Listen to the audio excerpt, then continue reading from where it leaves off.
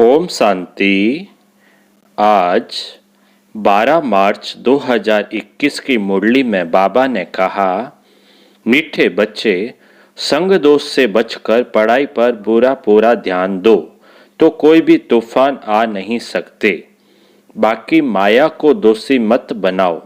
आज की मुरली का प्रश्न है, कौन सी एक बात सदा ध्यान पर रखो तो बेड़ा पार हो जाएगा। उत्तर, बाबा आपका जो हुक्म, ऐसे सदा बाप के हुक्म पर चलते रहो तो तुम्हारा बेड़ा पार हो जाएगा। हुक्म पर चलने वाले माया के वार से बच जाते हैं, बुद्धि का ताला खुल जाता है, अपार खुशी रहती है, कोई भी उल्टा कर्म नहीं होता है। आज की मुरली का गीत है, तुम्हें पाके हमने जहां पा लिया है। अब सुनते हैं मुरली विस्तार से। ओम शांति। मीठे मीठे सभी सेंटर्स के बच्चों ने गीत सुना। सब जानते हैं कि बेहद के बाप से फिर से 5000 वर्ष पहले मुहाफिक हम विश्व की बादशाही ले रहे हैं। कल्प कल्प हम लेते आए हैं, बादशाही लेते हैं फिर गवाते हैं। बच्चे जानते हैं अभी हमने बेहद के बाप की गोद ली है, वह उनके बच्चे बने हैं। है भी बरोबर, घर बैठे हुए पुरुषार्थ करते हैं। बेहद के बाप से उच्च पद पाने के लिए पढ़ाई चल रही है। तुम जानते हो ज्ञान सागर, पतित पावन, सर्व का सदगति दाता शिव बाबा ही हमारा बाप भी है, टीचर भी है और क्या है, और सतगुरु है। शिव बाबा ही बाप है, टीचर है और सतगुरु भी है। उनसे हम वर्षा लेते हैं तो उनमें कितना पुरुषार्थ करना चाहिए, तो उसमें कितना पुरुषार्थ करना चाहिए उच्च पद पाने के लिए। अज्ञान काल में भी स्कूल में पढ़ते हैं तो नंबरवार मार्क्स से पास होते हैं। अपनी पढ़ाई अनुसार वहां ऐसे तो कोई नहीं कहेंगे कि माया हमको विघ्न डालती है, वह तूफान आते हैं। ठीक रीति पढ़ते नहीं हैं, वह बुरे संग में जाकर फंस पड़ते हैं, खेल कूद में लग जाते हैं, इसलिए पढ़ते नहीं हैं, नापास हो जाते हैं। बाकी इसको माया के तूफान नहीं कहेंगे। चलन ठीक नहीं रहती तो टीचर भी सर्टिफिकेट देते हैं कि इनकी बद चलन है, कुसंग में खराब हुआ है। इसमें माया रावण को दोषी बनाने की बात नहीं है। बड़े बड़े अच्छे आदमियों के बच्चे कोई तो अच्छा चढ़ जाते हैं, कोई शराब आदि। बाबा कहते हैं बड़े बड़े जो अच्छे आदमी होते हैं उनके बच्चे कोई तो अच्छा चढ़ जाते हैं और कोई शराब आदि पीने लग जाते हैं, गंदे तरफ चले जाते हैं। तो बाप भी कहते हैं कि कपूत हो गया है। उस पढ़ाई में तो बहुत सब्जेक्ट होती है, यह तो एक ही प्रकार की पढ़ाई है।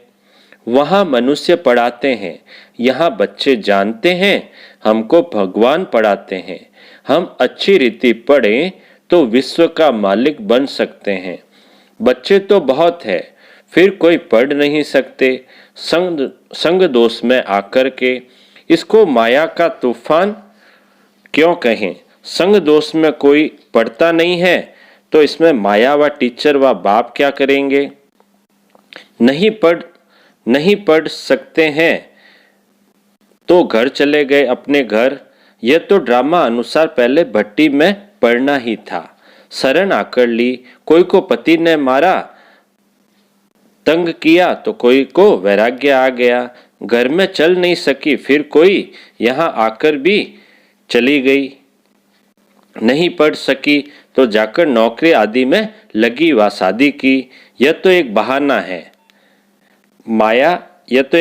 है माया के तूफान से पढ़ नहीं सकते। यह नहीं समझते कि संग दोष के कारण यह हाल हुआ और हमारे में विकार जबरदस्त है। यह क्यों कहते हो कि माया का तूफान लगा तब गिर पड़े।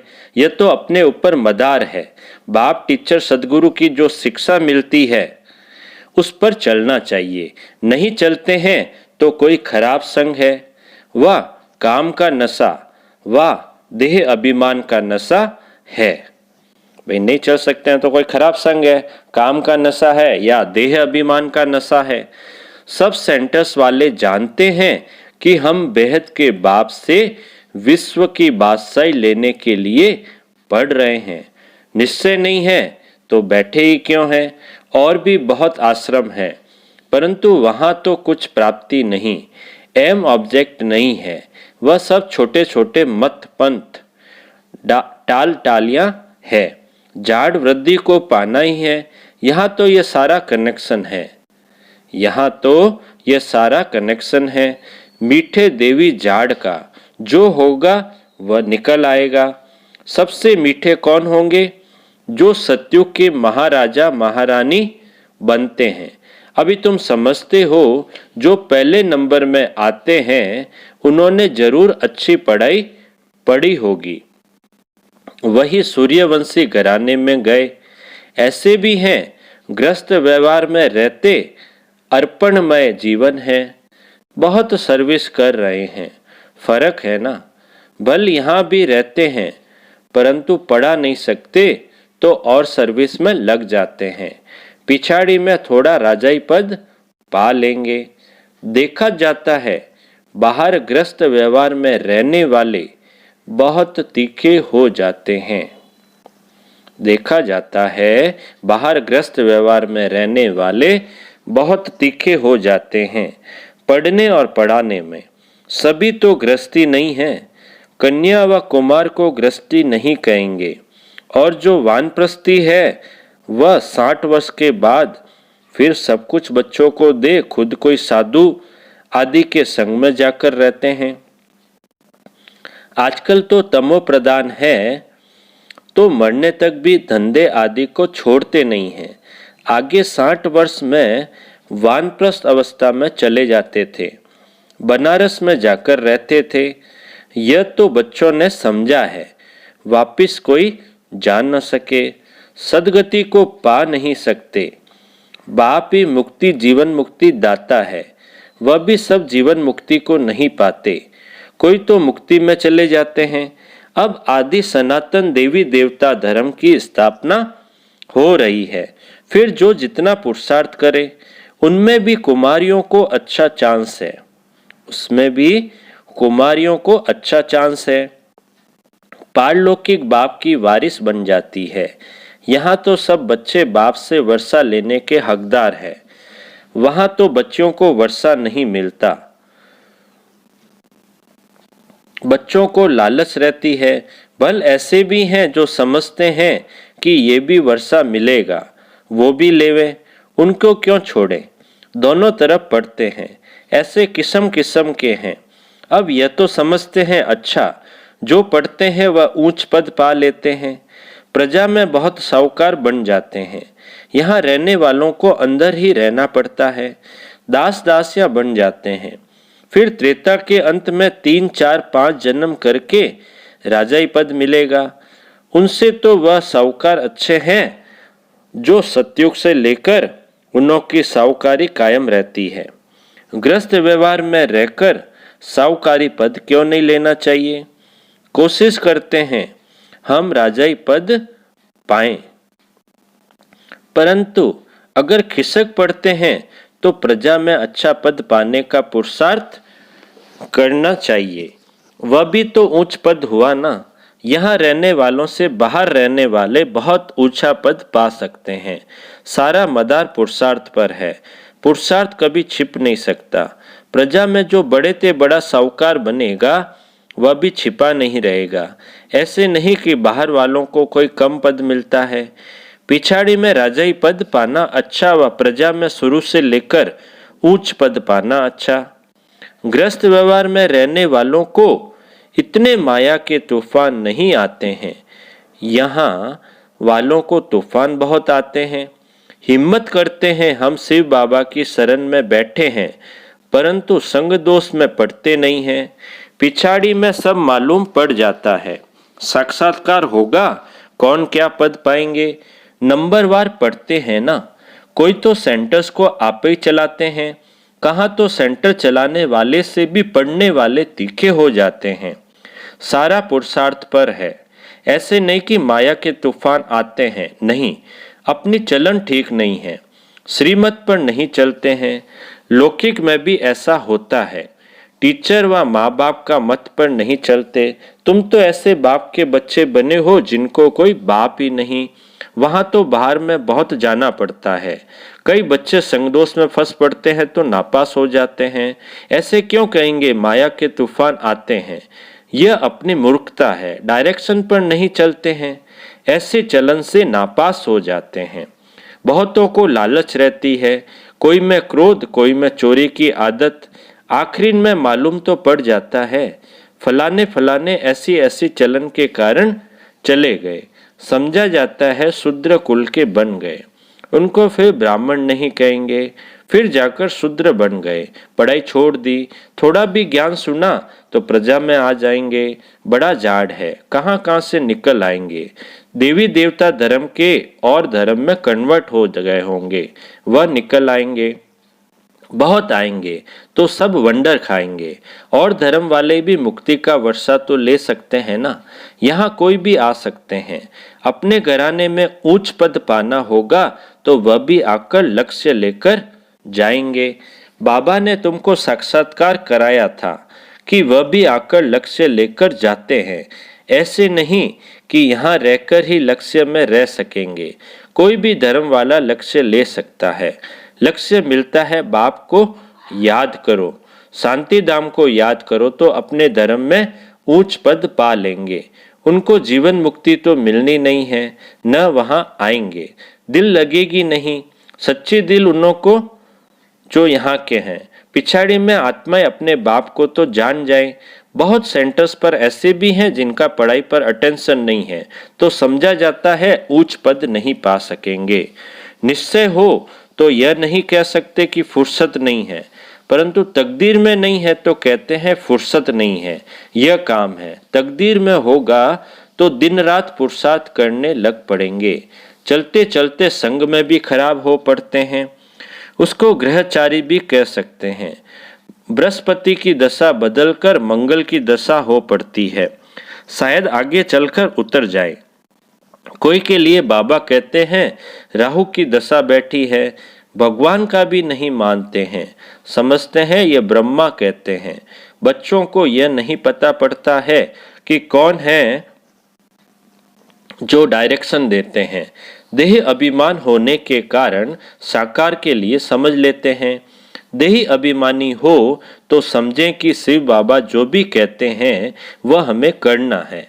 रेस्पॉन्सिबिलिटी शिव बाबा पर है। शिव बाबा की मत पर तो चलना चाहिए ना। देह अभिमान में आने से शिव बाबा को भूल जाते हैं। फिर शिव बाबा रेस्पॉन्सिबल नहीं रह सकता। उनका ऑर्डर तो सिर पर धारण करना चाहिए, परंतु समझते नहीं कि कौन समझाते हैं। सो भी और तो कोई ऑर्डर नहीं करते, सिर्फ बाप कहते हैं मैं तुमको श्रीमत देता हूँ, एक तो मुझे याद करो और जो ज्ञान मैं सुनाता हूँ वह धारण करो और कराओ। बस यही धंधा करो। अच्छा बाबा, जो हुक्म। राजाओं के आगे जो रहते हैं वह ऐसे कहते हैं, जो हुक्म। वह राजाएं हुक्म करते थे। यह शिव बाबा का हुक्म है। घड़ी घड़ी कहना चाहिए जो हुक्म शिव बाबा, तो तुमको खुशी भी रहेगी। समझेंगे शिव बाबा हुक्म देते हैं, याद रहेगी शिव बाबा की, तो बुद्धि का ताला खुल जाएगा।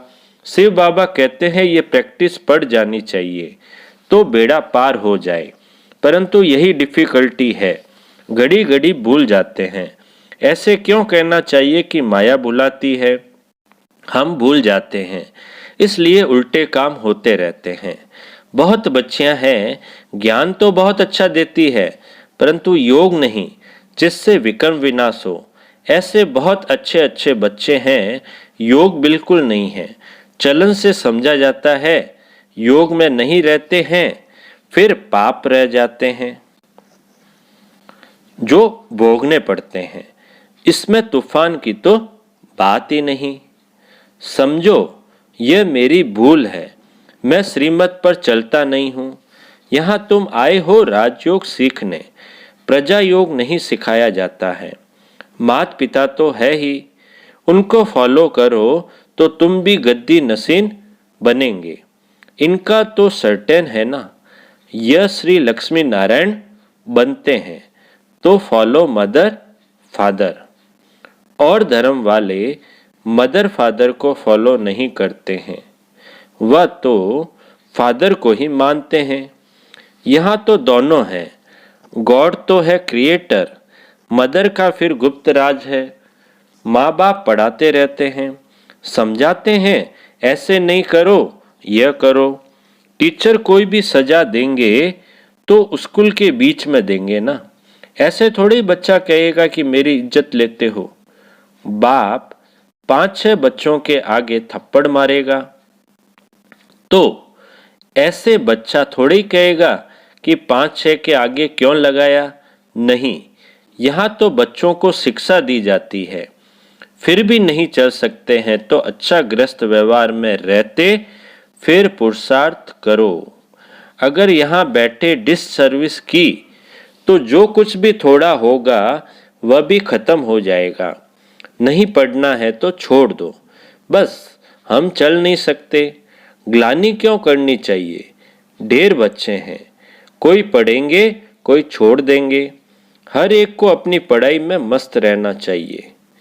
बाप कहते हैं एक दो से सेवा मत लो, कोई अहंकार नहीं आना चाहिए। दूसरे से सेवा लेना यह भी देह अहंकार है। बाबा को समझाना तो पड़े ना, नहीं तो जब ट्रिब्यूनल बैठेगी तब कहेंगे हमको पता थोड़ा ही था कायदे कानून का। इसलिए बाप समझा देते हैं, फिर साक्षात्कार कराए सजा देंगे। फिगर प्रूफ सजा थोड़ी मिल सकती है। अच्छा, समझाते तो बहुत है, कल्प पहले मुहाफिक। हर एक की तकदीर देखी जाती है। कई सर्विस कर अपनी जीवन हीरे जैसी बनाते हैं, कई है जो तकदीर को लकीर लगा देते हैं। अच्छा बाप दादा बोले, मीठे मीठे सिकिलदे बच्चों प्रति माता पिता बाप दादा का याद प्यार और गुड मॉर्निंग। रूहानी बाप की रूहानी बच्चों को नमस्ते। हम रूहानी बच्चों की रूहानी बाप दादा को याद प्यार गुड मॉर्निंग और नमस्ते नमस्ते नमस्ते। सदा रहेंगे हंसते हंसते, बन जाएंगे फरिश्ते। वाह बाबा वाह, वाह मेरा भाग्य। अब पूरी मुरली में से धारणा के लिए मुख्य सार में पहला पॉइंट, बाप टीचर सतगुरु द्वारा जो शिक्षाएं मिलती है उन पर चलना है। माया को दोष न देकर अपनी कमियों की जांच कर उन्हें निकालना है। दूसरा पॉइंट है, अहंकार का त्याग कर अपनी पढ़ाई में मस्त रहना है, कभी दूसरों से सेवा नहीं लेनी है। संग दोष से बहुत बहुत संभाल करनी है। मीठे बाबा का मीठा वरदान, निश्चय के आधार पर सदा एक रस अचल स्थिति में स्थित रहने वाले निश्चिंत भव। निश्चय के आधार पर सदा एक रस अचल स्थिति में स्थित रहने वाले निश्चिंत भव। विस्तार है, निश्चय बुद्धि की निशानी है ही सदा निश्चिंत। वह किसी भी बात में डगमग नहीं हो सकते, सदा अचल रहेंगे। इसलिए कुछ भी हो सोचो नहीं, क्या क्यों में कभी नहीं जाओ। त्रिकालदर्शी बन निश्चिंत रहो, क्योंकि हर कदम में कल्याण है। जब कल्याणकारी बाप का हाथ पकड़ा है तो वह अकल्याण को भी कल्याण में बदल देगा।